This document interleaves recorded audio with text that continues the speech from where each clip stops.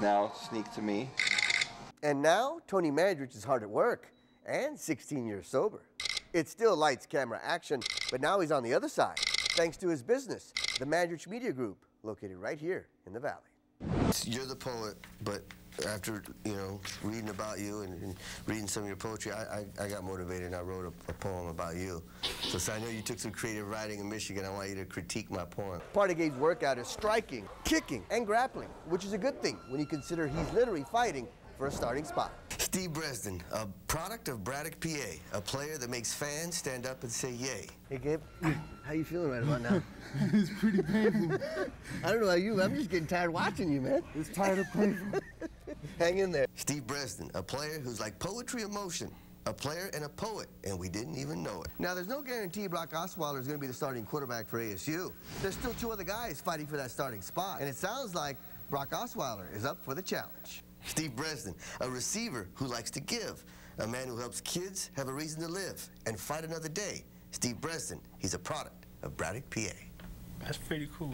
That's pretty cool. What do you think? Yeah, it's pretty good.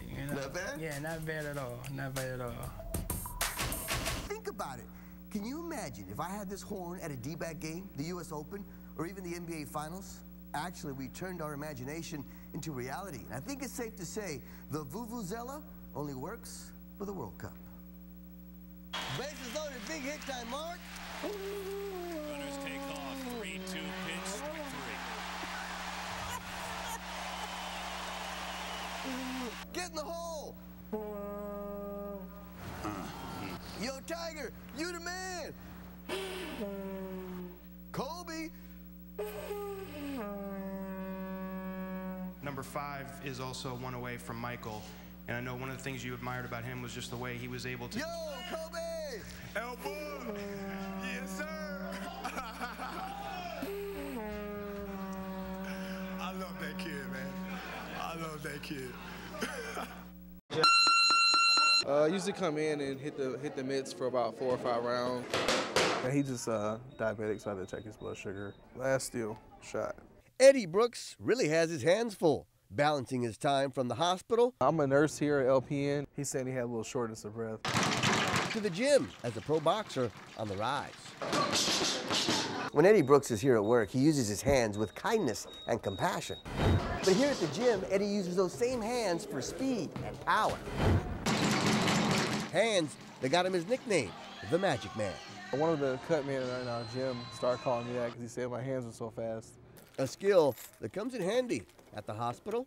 I'm pretty ambidextrous. I can do a lot of things, I can start 2 feedings and hold something in one hand and keep doing it with this hand, and if I drop something, I can pick it up fast.